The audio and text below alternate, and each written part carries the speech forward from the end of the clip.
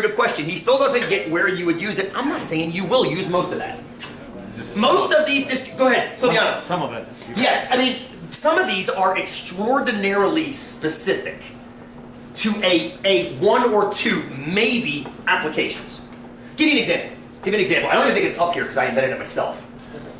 I was analyzing, I took a American Heart Association CPR refresher course about 2 years ago. Maybe a year ago now. I hadn't taken a CPR course in 20 years. And if you haven't done that, it's changed a lot. It is all, nowadays, it's all about getting the AED on that person. 20 years ago, what the hell's an AED, right? 20 years ago, it's 2010, whatever it is. Now it's all about keeping them alive till the AED gets there.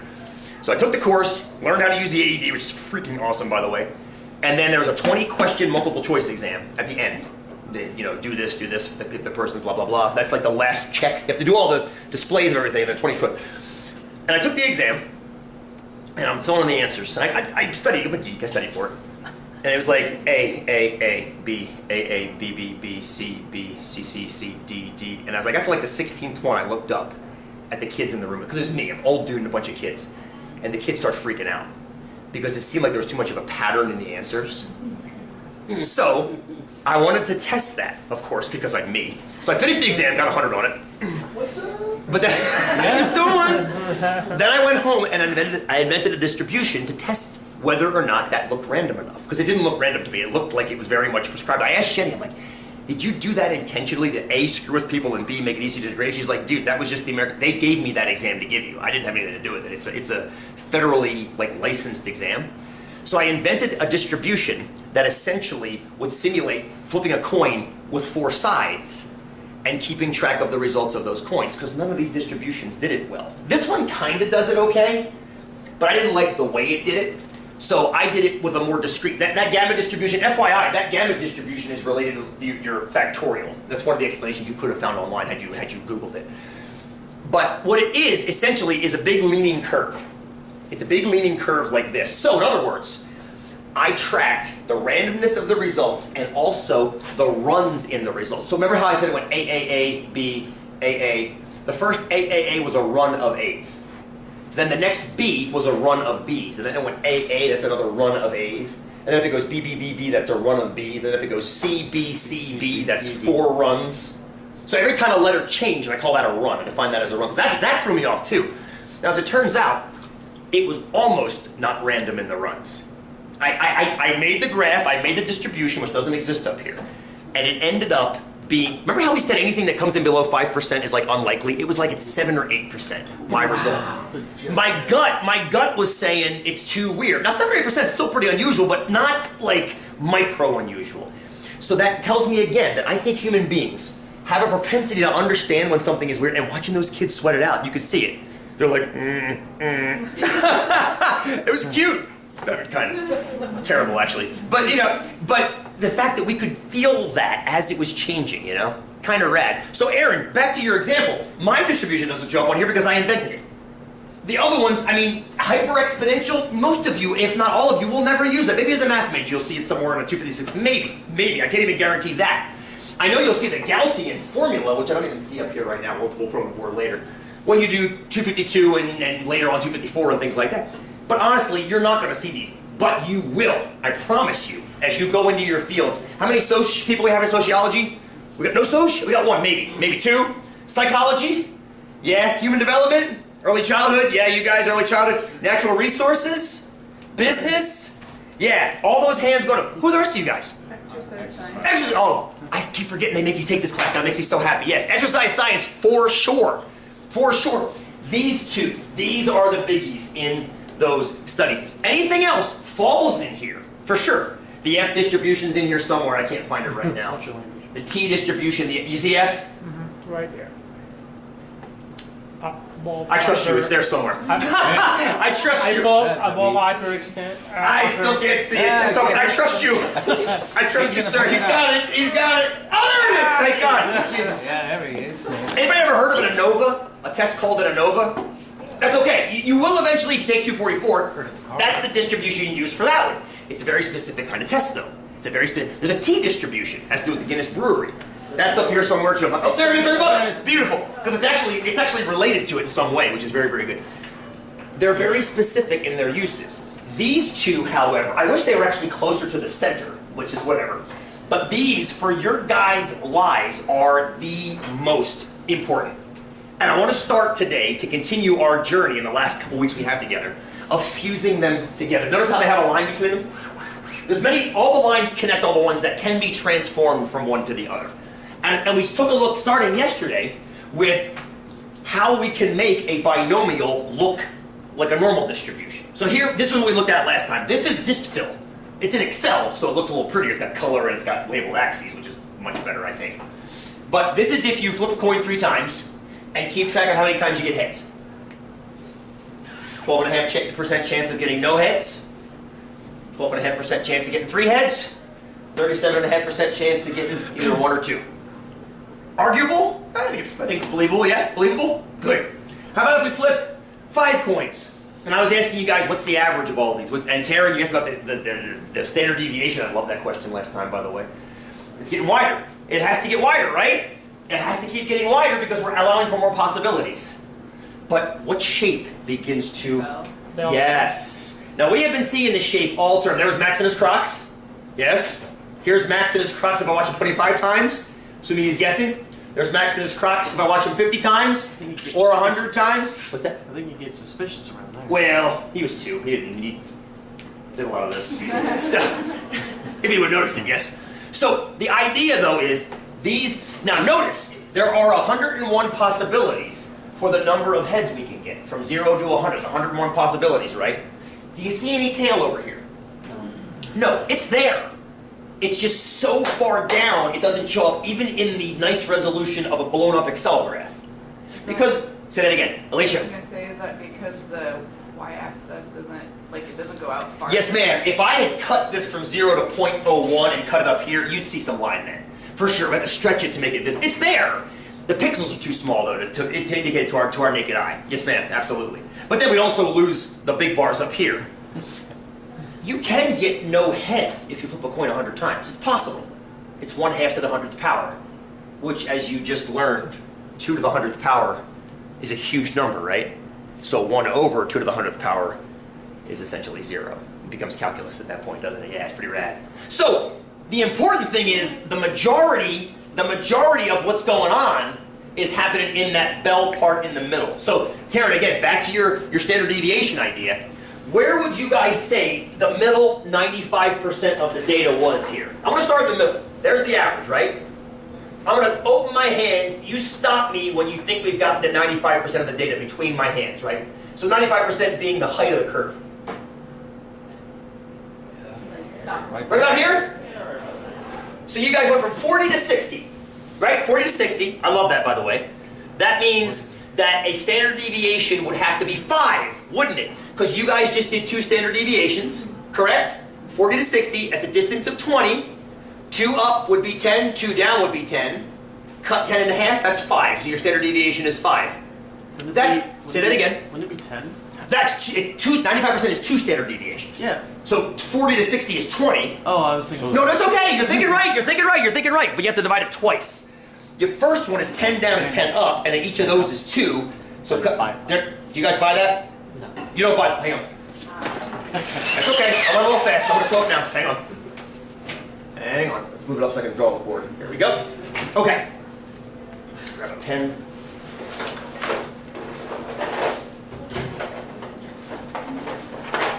So, what we've got, you got the average here, right?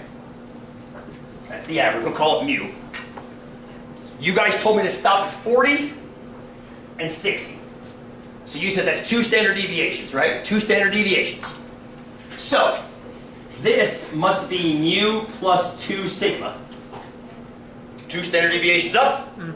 This must be mu minus 2 sigma. 2 down. Fair enough so far?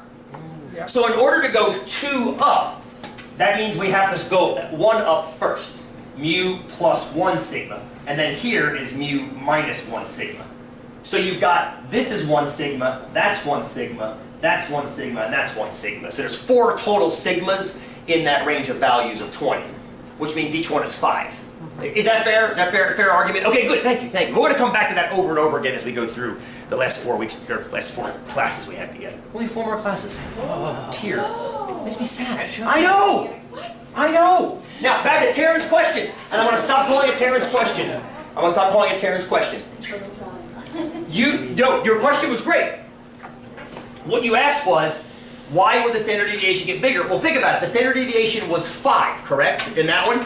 Back here, you don't even have 5 units to travel, so it has to be smaller. You have 4, it's 0 to 4, which is a distance of 3. You don't even have 5 to travel. So as you add the possibilities, it has to spread out, which is different than margin of error, which has to shrink, which we'll get into as we go the end of this course. We get into that. No, the end of this course. The end of this course, we fuse it all together. I promise you. It goes into 244, but it ends this course with it. Okay, cool? Is everybody buying that argument? Okay. Now, that's one thing to kind of chew on mentally. The other thing is, when you start sampling random data sets, you start getting bell curves to show up in seemingly surprising places. For example, if you measure heights of American women in the ages 18 to 24 age group, 100 of them, that's what I got. You see a bell curve? Yeah. It's not perfect, but you see a bell curve, don't you? Why would you see a bell curve in heights of American women?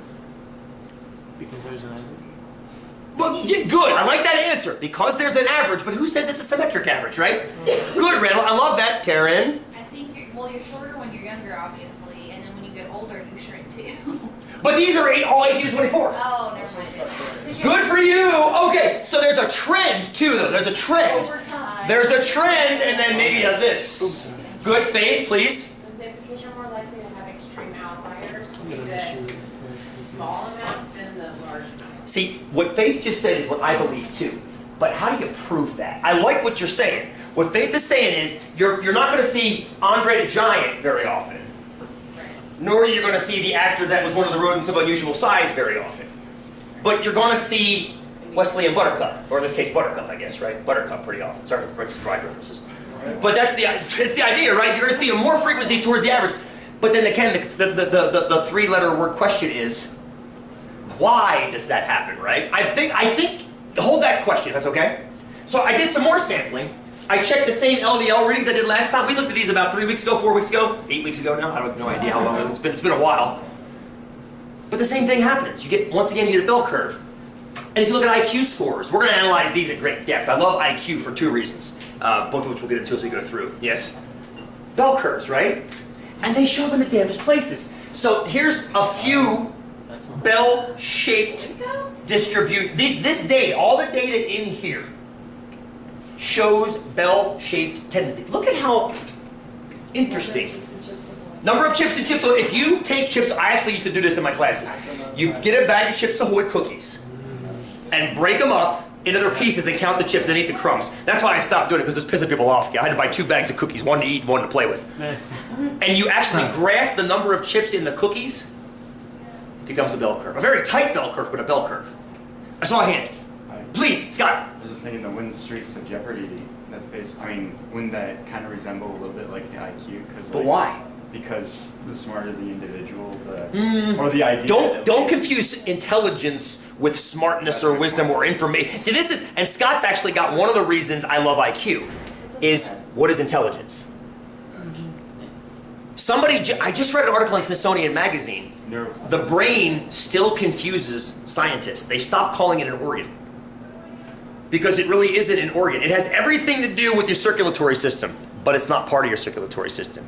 It has everything to do with your digestive system, but it's not part of your digestive. It's a manager, is what it is. It's not a worker. It's a pure manager that can't do anything except keep other organs alive to keep itself alive.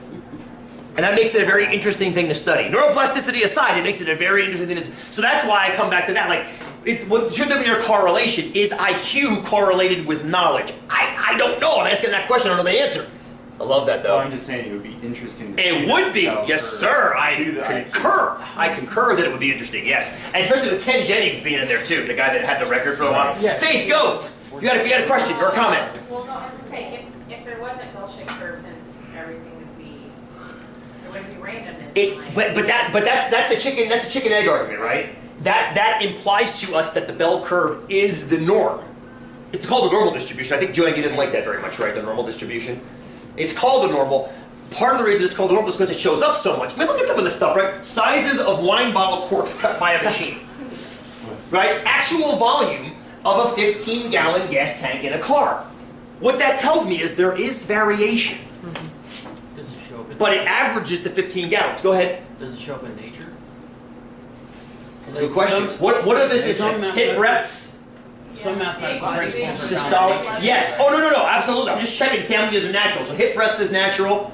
Egg incubation time for chickens is natural. Thickness of tree bark. Thickness of tree bark, yeah. So yes, the answer is yes.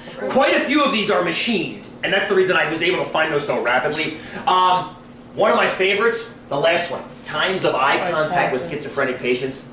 I mean, seriously, why would that be bell-shaped? And I think I stumbled upon the answer. Faith, I agree with you, and I think I stumbled upon the answer at OMSI with my son. If I could just change the slide. I seem to have frozen this. Way to go. Did you make it explode? Okay, that kind of worked. Something happened. Yes, I know PowerPoint is not responsive. Let's go ahead and... Oh, wait. Oh. No. Wow, we're all gonna die now. No, we're not. It's a Microsoft product. This is probably bell-shaped too. How many times? Okay, it's restarting for us. Thank you. It looks more Times of square. Windows frozen. I'm at the behavior. Number of crashes per day. Yeah. I would love to see that. Yeah, And I I know. bet you things like Firefox track it. Number of crashes of Firefox or PowerPoint per day on a curve. Oh, I would not be Take surprised. a look. Neither would I. Hang on. I want you to see something. Oh, I see it already. No, you don't. Yeah, I'm gonna open this one. I think I found the answer at... Yeah. I want to close it. It's fine. Blinks. Hang on. This loaded yesterday. Let's see if it loads today. And Yep, it's going to. I think. We should see a preview. Yeah. wow. Okay. See, we got volume. Hey, we got volume. Should have volume, I think. If you've been to OMSI, you may have seen this. If you haven't, you're going to see it now. Hopefully, I'm not lying to you. So we've got volume. Yep. That's great. This is Max explaining it to you, so pay attention. What's happening are little balls are dropping in at the center up there. And there are little spikes sticking through the plexiglass at a grid. The balls are falling down and bouncing off the spikes as they fall. It's Plinko. It's exactly what it is. And you notice Plinko is actually one of the things I had modeled back there. I was explaining it to you. Listen to it. Oh wait, the jingle's a little bit different. You get that? Because I can't say it that well. Now watch. You see what's happening? Hey Max, look on the other side. Where are the majority of the balls falling? In the middle. Why? But there are those pegs in the way. But if you drop it over to the side, I would Why? expect that they would fall. Why? I love this. What Faith is saying, I love what Faith is saying. She's saying, I bet you, if you took it over to the side and dropped them there, the bell would form under that spigot. My question, of course, is why? There's still pegs in the way. Why? Why? Why? Because Matt. Hashtag because Matt. Please share it. See, Karen is going like this with her hand. It's every time a ball hits those pegs, it has a 50-50 shot of going one way or the other. In order for that peg or that ball to end up way over here, it has to keep making left turns, which is like flipping a coin and always getting tails. That's not very likely, right, Faith? Good. Or is all heads. What's more likely is they're going to alternate. They're going to alternate. Now, not perfectly left, right, but maybe left, right. So, in other words, you're seeing 50-50 happen again, but with balls falling down. You're more likely to land directly closest to the middle because the lefts and rights should average to 0 over time, over a long period of time. Getting into the tails requires too much of an outlier behavior. Go, Davidson. Not math related, but I was just curious if you had to go get a permit to carry a kid that cute around. Thank you, sir. That's pretty awesome. He's a keeper. He's a keeper. He's just like my wife. Thank God. So The bell, Ian, ask me that question. What are you thinking of right now? I was checked it out.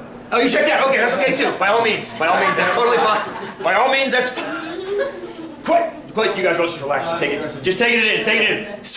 I've been trying to join for years. You've been trying to do that, checking out my classes for years. Wait, somebody say something, please. I would say that's also why if you move the dropper over. Faith, exactly. And again, in 244, we do that all the time. We have the null curve, and then we drop the curve somewhere else and say, how likely is it on this curve? I mean, you guys are tying it together beautifully right now. But I want to focus on just this curve right now. What I find interesting about it is there are so many instances that it shows up in, and again, this is a human-made, not natural at all. Before Germany went to the euro, they used the mark system. This was a $10 or 10 mark bill. Please notice what's on it. What do we put on our money? Presidents. Illuminati signs and presidents. Who do they put on their bills? Carl Friedrich Gauss, one of the greatest mathematicians that ever lived. Wow. Why don't we put mathematicians on our money? Because we don't have any great mathematicians like Gauss yet. Einstein. Might be sitting in this room. He's a physicist. He's a physicist. He's a physicist. I argue that. I argue that all the time with him. You can argue both ways. Scotty. Franklin was a scientist. He wasn't. What mathematical result did he publish that became commonplace? I'm not arguing. I love Franklin. I love Franklin. I love Ben there's Franklin. He wanted the national bird to be a turkey. I love that dude. So, I mean, and what's amazing is the bell curve is on there, but this is one of those things. Why is Pythagorean theorem called Pythagorean theorem? Because the Chinese discovered it 1,000 years before Pythagoras was alive. So how did he get his name attached to it? He stole it. Why is Pascal's triangle called Pascal's triangle? Because the Chinese had it 1,000 years before Pascal, and somehow got his name attached. I got a quiz for you guys for next week on Pascal's triangle. I'll post it today or tomorrow. So, how did Carl Friedrich Gauss get the bell curve on his money? Because a gentleman named, oh shoot now, De Moivre, I can't remember his damn name. De Moivre actually invented the bell curve. Gauss furthered the bell curve. Now De Moivre got a coin. Here it is right here. Something De Moivre. There it is. He invented the bell curve. What about me? I don't know. Gauss got the damn thing on the $10 bill. What I want to do when we come back from break is show you the mathematical connections, not just the behavioral connections that we just saw, but the math connections between the bell curve and the distributions you already know. Because I don't want to make this a brand new thing. I want to make it a continuum into, or from, I should say, where we just were, where we just are, I guess. Cool? Let's take 5 though, yes? Yeah.